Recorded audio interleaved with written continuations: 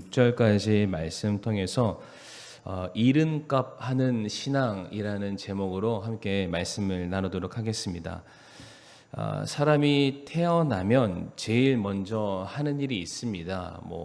정말로 태어나자마자 제일 먼저 하는 일은 그 아이의 엉덩이를 때리는 일부터 시작을 하겠지만, 공식적인 일은 호적 신고를 하게 되죠. 그러려면은 이제 그 아이에게 이름이 필요합니다. 그러니까 사람이 태어나면서 하는 가장 공식적인 일은 이제 이름을 받는 것입니다. 이름.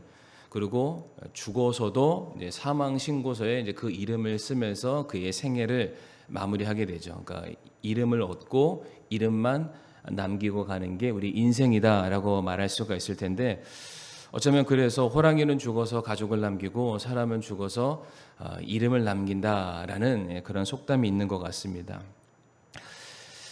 이름은 단순한 호칭의 수단이 아니라고 합니다. 그러니까 어떤 사람을 부르기 위해서 이름이 필요한 것이 아니라 그 이름 안에는 어떠한 목적과 지향성을 담고 있는 어떤 존재 그 자체라고 합니다. 그래서 모든 사람들은 저마다 이름이 있고 그 이름에 합당한 삶, 오늘 본문의 제목처럼 이름값을 하는 삶을 살아야만 합니다. 이 이름값하는 인생을 어려운 말로 사자성어로 명실상부라고 말씀을 드릴 수가 있습니다. 그러니까 겉으로 드러난 것과 실제 가지고 있는 내용이 서로 딱 맞아 떨어지는 것, 이거를 이제 명실상부라고 합니다.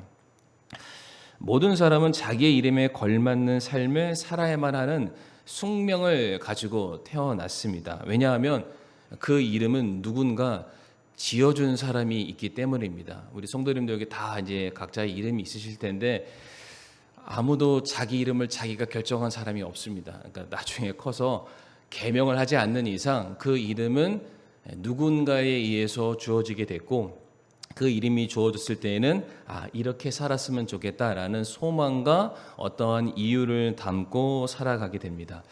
나중에 기회가 된다면 제가 성도님들의 이름의 뜻을 한번 여쭤보는 시간을 나중에 한번 갖도록 하겠습니다. 우리 성도님들 혹시 이름에 걸맞는 삶을 살고 계십니까? 명실상부한 명불허전의 삶을 살고 계시나요? 근데 이 명실상부에 반대되는 사자성어도 있습니다. 명자가 들어가는데요. 유명무실. 유명무실. 혹시 들어보신 적 있으시나요? 이름은 있는데 실체가 없다라는 겁니다. 껍데기는 있는데 속알맹이가 아무것도 없다. 그러니까 그런 사람이 있다라는 거예요. 그러니까 이름값을 못하는 사람들이 있습니다. 이 세상에는 자기의 이름대로 사는 사람이 있는가 하면 그 이름에 먹칠하는 사람들이 있고요. 이름값보다 더 위대한 삶을 사는 사람들이 있고, 그 이름이 만족스럽지 못해서 새 이름을 받아서 새 이름에 걸맞는 삶을 사는 그러한 사람들도 있습니다. 제가 왜 자꾸만 이제 이름에 대해서 말씀드리냐면 그 이후에 이유가 이제 등장하게 될 텐데, 이제 본문으로 돌아와서 미가서 전체의 분위기를 성도님들이 늘 머릿속에 인식하고 지나가셨으면 좋겠는데, 아직은 북이스라엘이 멸망하기 전입니다. 그러나 그 멸망의 시기가 얼마 남지 않은 이게 전운이 감도는, 그러니까 북이스라엘 지역 주변에 이미 그때 당시에 커다란 제국이었던 아시리아, 아수르가 이미 다 점령하고 있는 그러한 상황입니다. 이제 숫자만 세고 정해진 날만 딱 되면은 언제든지 쳐들어갈 수 있는 그러한 상황이었죠. 바로 이와 같은 상황 가운데 미가가 이제 앞으로 벌어지게 될, 이미 그거는 예정되어 있습니다. 반드시 일어나게 될 것이고 돌이킬 수 없는 결과이기도 합니다. 앞으로 벌어지게 될 전쟁으로 인해서 이제 언급될 수많은 지역들이 어떻게 황폐화가 될 것인지, 그들의 운명이 어떻게 바뀌게 될 것인지, 그들이 가지고 있는 과연 그 이름대로의 삶을 그들이 끝까지 살 수 있을지에 대해서 미가가 대신해서 말해주고 있는데, 성도님들 10절부터 15절까지의 말씀을 보시게 되면 무려 12개의 지명이 언급이 되고 있습니다. 굉장히 이름이 많은데요. 본문을 보게 되면은 이제 각 지명의 이름이 언급되면서 그 지명이 어떻게 될 것이다라고 이제 미가가 하나님을 대신해서 그들에게 선포를 하고 있습니다. 그런데 그 내용을 이제 앞으로 우리가 살펴보게 될 텐데 이게 꼭 말장난, 언어 유희, 영어로는 이제 워드 플레이라고 합니다. 그러니까 그 이름과 상반된 혹은 그 이름에 걸맞는 그들의 삶의 결말, 어떤 멸망하는 그런 모습들이 나타나게 되는데 제가 간단하게 그 12개의 그 지역들에 대해서 그들의 운명이 어떻게 끝나는지 본문과 함께 더불어서 말씀을 좀 드리도록 하겠습니다. 첫 번째 이제 가드라는 지역이 등장을 합니다. 이제 10절부터 제가 순차적으로 설명을 드릴 텐데 너희는 그곳을 가드에서 밝히 알리지 말며 결코 울지도 말고. 이제 전쟁이 시작되었을 때에 이것은 꼭 전쟁에서 아시리아가 침략하는 순서만을 말하는 것은 아닙니다. 그러나 제일 처음 언급된 게 가드인데 혹시 성도님들 가드 하면은 생각나는 사람이 있습니까? 가드. 엄청나게 큰 장수가 살았던 지역인데 삼손이 살았던 그의 고향이기도 합니다. 성경 주석을 보게 되면은 가드에는 골리앗과 같은 거인족, 우리가 거인족 하면은 아낙 족속을 아마 기억을 하시게 될 텐데 아마도 아낙 족속이라고 불리는 사람들이 그 지역에 일부 살았을 것이다라고 말을 하고 있습니다. 다시 말해 가드는 거인들이 사는 동네입니다. 골리앗과 같은 수많은 힘이 센 장수들이 거주하는 그런 곳이죠. 그러니까 가드 하면은 영어도 가드 하면 뭔가요? 이 영어랑 이 히브리어랑 저는 상관없습니다. 보호하다, 지키다 그런 뜻이잖아요. 그러니까 가드에 사는 사람들은 굉장히 든든했어요. 무서울 게 하나도 없습니다. 왜? 골리앗과 같은 장수들이 굉장히 많이 있으니까. 나중에 그 보게 되면은 골리앗과 같은 장수가 5명이나 있었다라는 걸 성도님들 아마 아시게 될 텐데 그런데 그렇게 힘이 센 동네였는데 아시리아가 침략해 들어오기 시작을 하자 그 침공이 얼마나 신속하고 그 규모가 얼마나 대단했던지 그들의 침략을 받는다는 사실을 누군가에게 알리지 못할 정도로 처참하게 무너졌다라고 말하고 있습니다.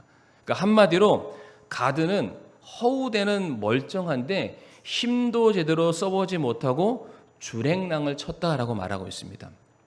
그 지명이 가지고 있는 여러 가지 의미가 있는데 그것과는 전혀 상반되는 이름값하지 못하는 그런 지역으로 끝났다라고 말하고 있고요. 두 번째 아브라라는 지역에 나오죠. 10절에 나와 있는데 아브라의 집에서 내 몸을 티끌에 굴릴지어다라고 말을 하고 있습니다. 성도님들 여기도 티끌이라는 단어가 나오는데 아브라의 지명의 뜻은 티끌 혹은 쓰레기라고 되어 있습니다. 이제 성경에는 안 나오고요. 성경 사전에 나와 있는데 아시리아의 공격으로 인해서 아브라 지역에 속한 모든 것들이 티끌처럼 부서져서 이제는 그 가치가 상실된 쓰레기 더미가 되고 말 것이다라고 말하고 있습니다. 특별히 여기서 티끌에서 구른다라는 것은 그들이 인생의 가장 밑바닥을 맞이하게 된다. 맨 땅에서 구르게 된다. 그러니까 이제 흙바닥을 그들의 사경을 헤매는 듯한 그런 인생을 살게 된다는 것이죠. 그런데 원래 이들은 전혀 다른 의미를 가지고 있습니다. 어떤 의미를 가지고 있냐면 개천에서 용난다. 티끌모아 태산이다. 우리가 열심히 노력했더니 우리가 예전에는 별 볼 일 없는 사람들이었지만 우리가 굉장히 많은 업적을 이루었다라고 스스로 그렇게 불렸던 사람들인데 아시리아가 쳐들어오자 하나님의 심판과 하나님의 징계가 그들의 삶에 더해지게 되자 그들이 쌓아놨던 모든 것들이 순식간에 먼지처럼 사라져버리고 말았다라고 말하고 있습니다. 이름처럼 됐죠. 세 번째 사빌이 나옵니다. 사빌. 너 사빌의 거줌이나 내가 내 수치를 벌거벗겨 드러내었으니 너희는 사라질지어다. 사빌의 이름의 뜻은 아름다움이라는 뜻을 가지고 있습니다. 아름답다. 그런데 사빌이라는 이름과는 정반대로 아름다운 것이 아니라 수치와 벌거벗음의 대상, 부끄러움의 대상이 되고 말 것이다 라고 말하고 있죠. 특별히 우리가 성경 상식으로 알 게 무엇이냐면은 옷이 벗겨졌다라는 의미는 단순히 창피하다라는 그런 의미를 가지고 있는 것이 아니라 성경에서 옷은 자신의 신분과 정체성을 상징하는데 그것을 뺏긴 거예요. 뭘 상징할까요? 그 사람이 포로가 되고 노예가 되고 종이 되었다라는 것을 말하는 것입니다. 그러니까 이 사람이 아시리아의 공격을 맞이하기 전에는 굉장히 스스로의 아름다움을 가꾸는 그런 사람이었습니다. 자신을 꾸미고 자신을 가꾸고 자기 중심적인 그런 삶을 살고 자신이 자랑하던 모든 것들을 수많은 사람들에게 내보이는 삶을 살았는데 하나님의 심판이 그의 삶에 쑥 하고 들어오자 모든 것들이 물거품처럼 바뀌게 되었고 그의 추악한 본내가 드러나게 되었다라고 말하고 있습니다. 네 번째로 사난이 나옵니다. 사난 말씀 보게 되면 이거는 조금 이제 이게 번역상 이 흐름대로 보게 되면은 사난의 거주민은 베데셀에 애곡하는 가운데 좀 어렵죠. 그러니까 사난의 거주민은 나오지 못하였으니라고 이렇게 문장이 하나가 된다라는 것만 아시면 되겠습니다. 여기서 사난은 성도님들 선발대라는 의미가 있습니다. 선발대. 그러니까 전쟁이 일어나게 되면 가장 먼저 앞서서 적들을 맞이하고 자기의 동족들을 지켜주고 필요한 것을 보게 되는 정탐꾼과 선발대 같은 느낌을 그들이 뜻을 가지고 있는데 뭐라고 되어 있나요? 그들이 나아가지 못했다라고 말하고 있습니다. 전쟁의 선봉에 서서 진두지휘될 이 사람들이 오히려 두려움에 사로잡혀서 그냥 꽁무니 빼고 주랭랑을 쳤다라는 것이죠. 어쩌면 그들이 열심을 다해 싸워보려 했지만 너무나도 극명한 전력의 차이 때문에 그들이 그냥 처참하게 패배해버렸다. 더 이상 그들이 앞을 나아갈 수 없었다. 선발대인데 선발대의 역할을 그들이 제대로 맞이하지 못했다라고 말하고 있고요. 다섯 번째 벳에셀이 나오죠. 하나 넘겨주시게 되면은요. 벳에셀이 애곡하는 가운데 너희에게서 자기의 설 것을 받으리라. 벳에셀과 사빌의 관계를 우리가 조금 생각해야 되는데 제가 사빌이 선발대라고 말씀드렸죠. 그러니까 벳에셀의 경우에는 선발대를 지원하는 지원 부대 같은 역할입니다. 그런데 지금 벳에셀이 애곡하는 가운데 그들도 전쟁으로 너무나도 커다란 참패를 맞이하게 돼서 사빌을 도와주기는커녕 사빌이 도망치고 사빌이 전력을 보강하기 뒤로 넘어갔는데 그곳에서 그들의 설 것을 받았다.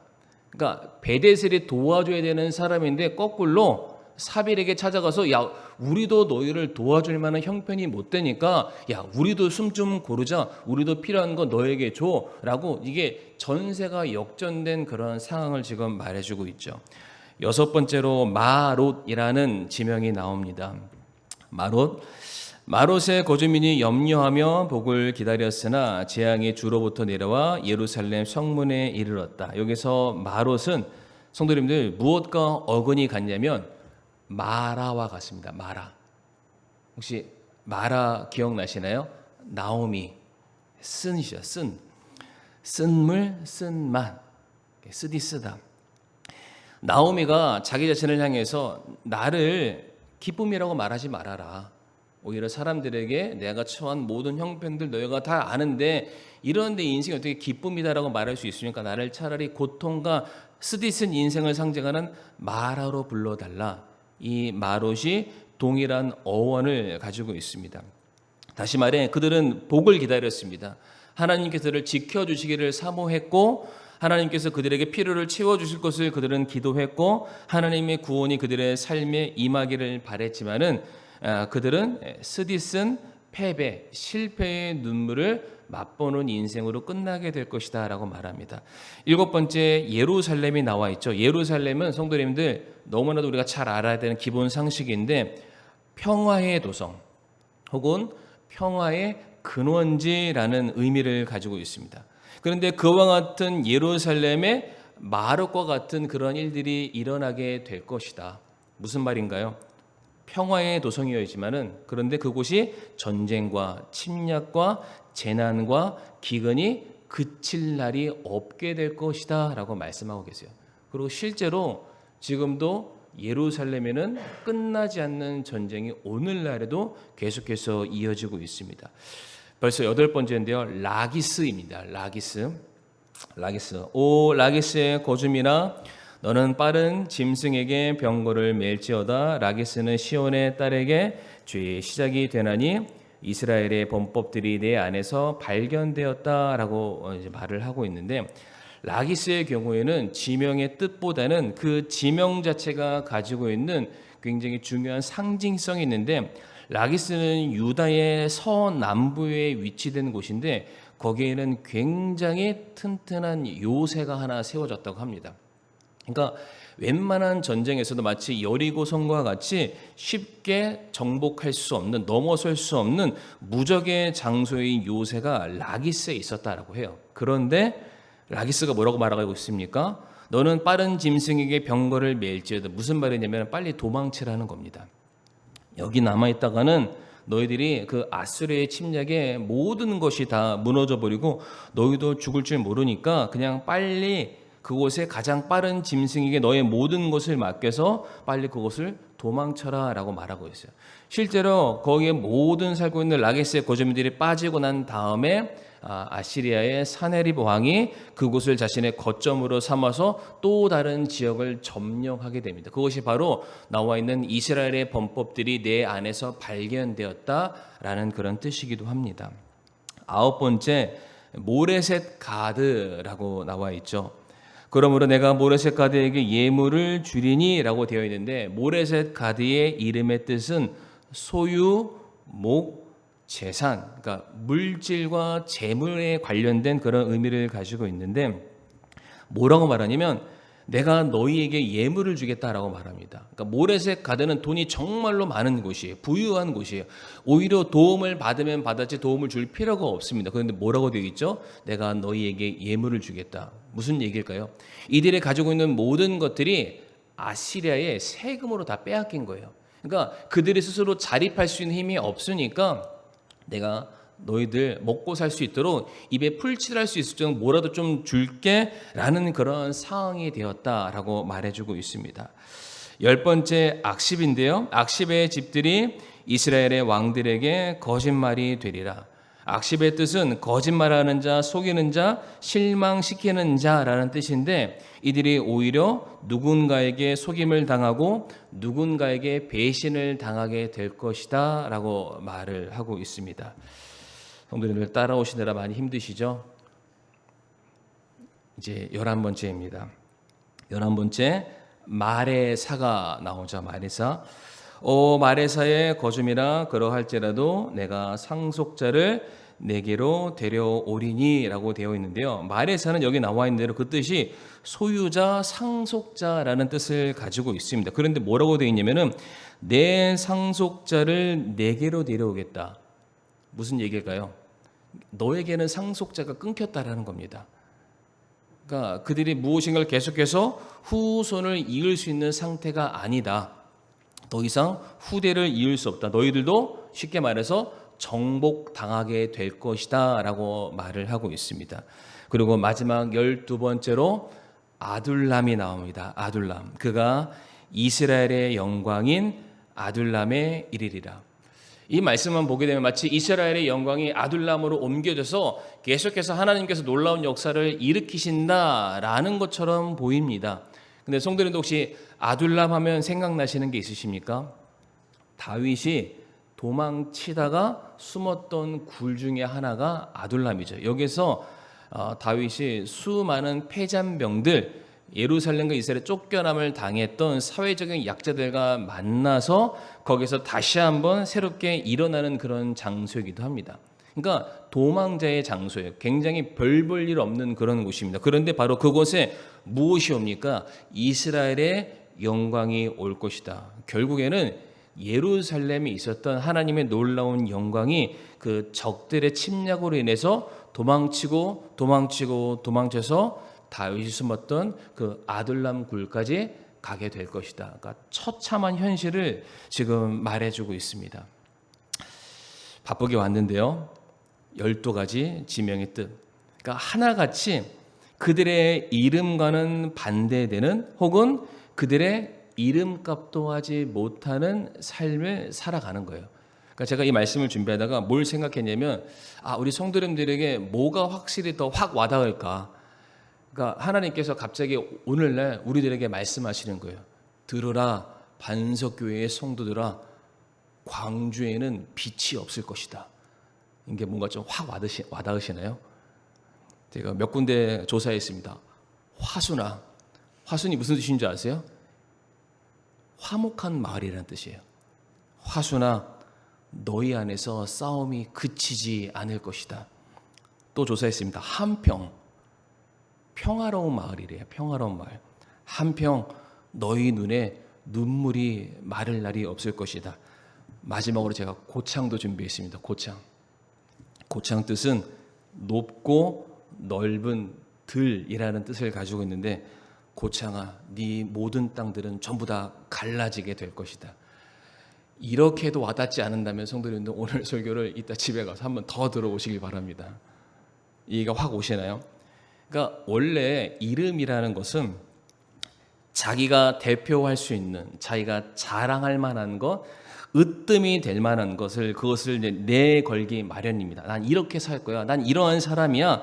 자기가 자랑하는 것이에요. 내가 뭔가 믿고 의지하는 내 삶이었는데, 내가 내 스스로 내 삶을 주도해 가다 보니까 하나님께서 그 삶을 그냥 그대로 거두어 가시겠다라는 겁니다.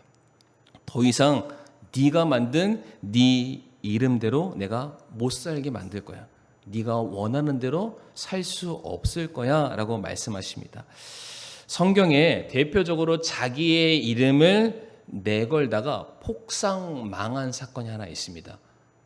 뭐냐면 바로 바벨탑 사건이죠. 창세기 11장 4절 말씀 한번 띄워주시고 우리 같이 한번 읽어보겠습니다. 시작.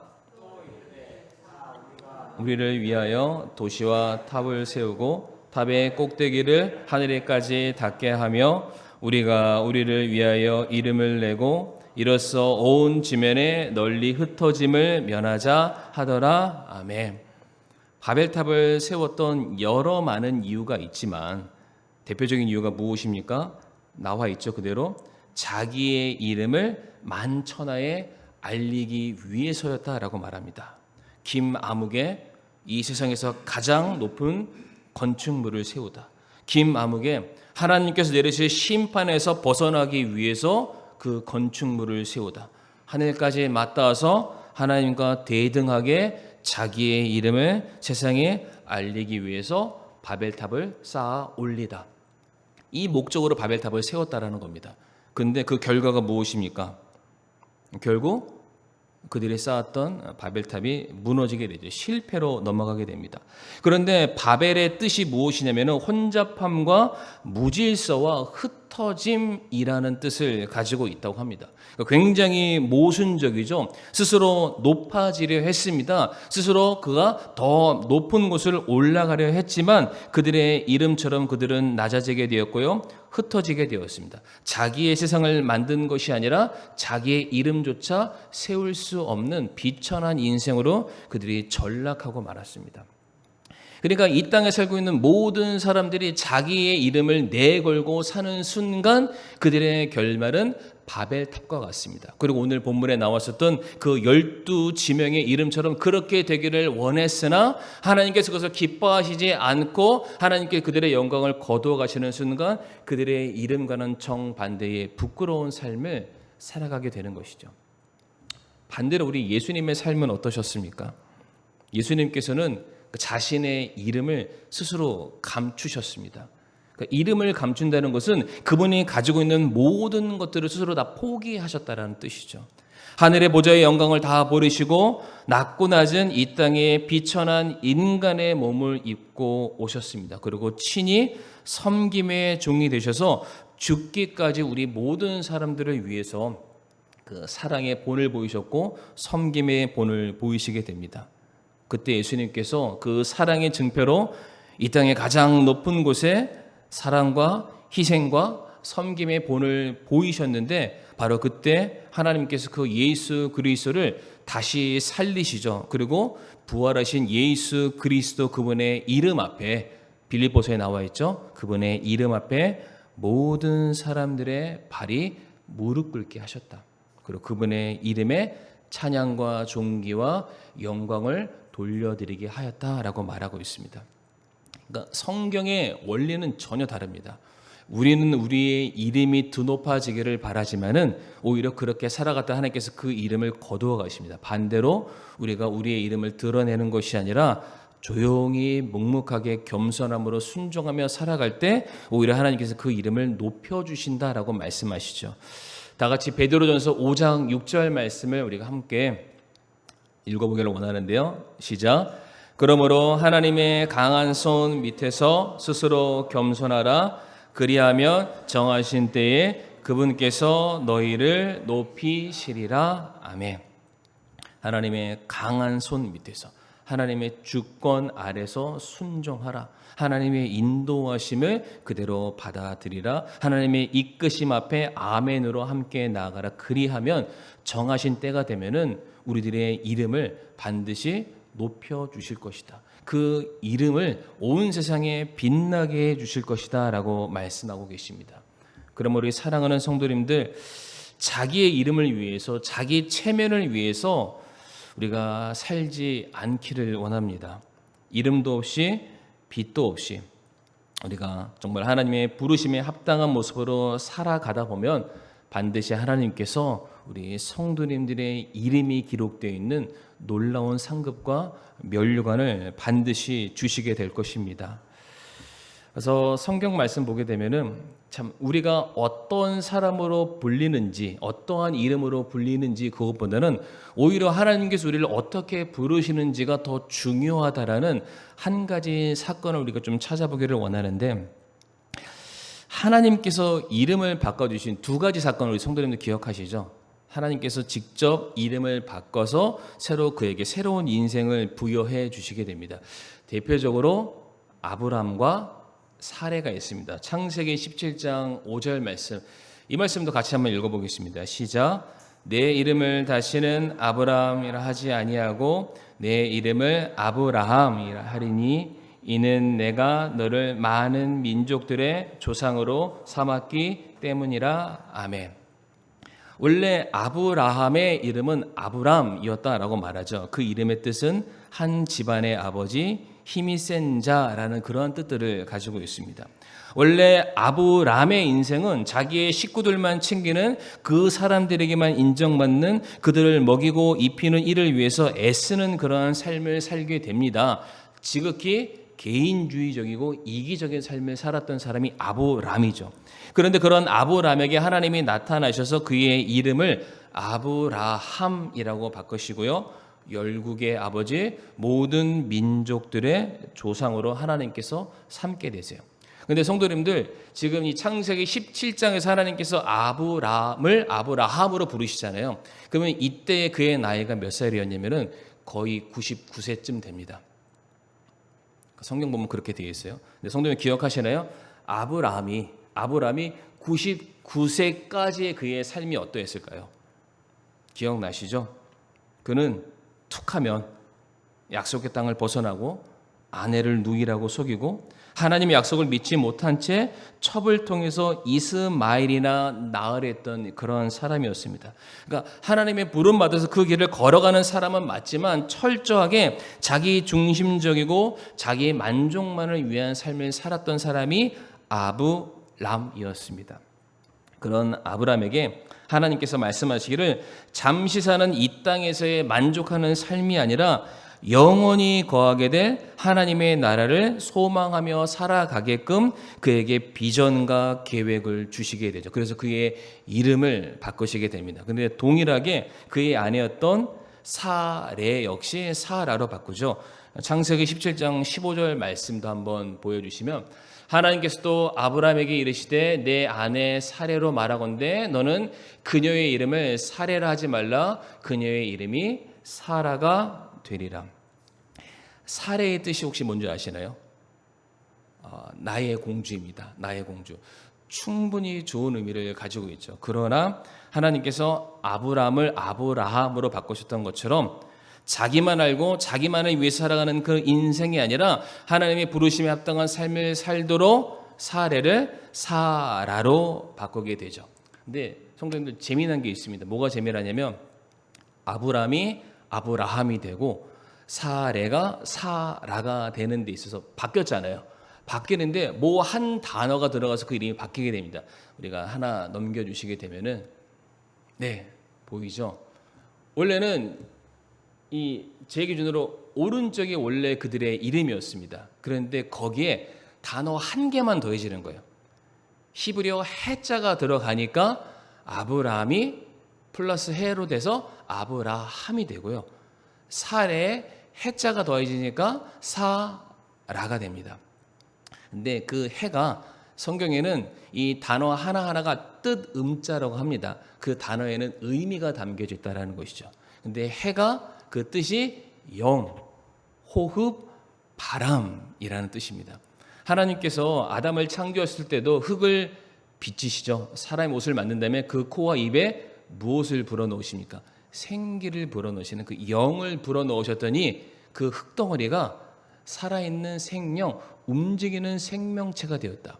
그러니까 자기만 알던 아브람과 자기의 만족만 위해 살던 사레가 하나님의 영과 호흡과 말씀과 비전이 그의 삶에 더해지게 되었을 때에 자기만 챙기는 삶이 아니라 온 민족을 돌아보는, 모든 민족의 본이 되는, 모든 사람들을 주님께로 인도하는 놀라운 하나님의 사람으로서 그들의 삶이 변화되게 됩니다.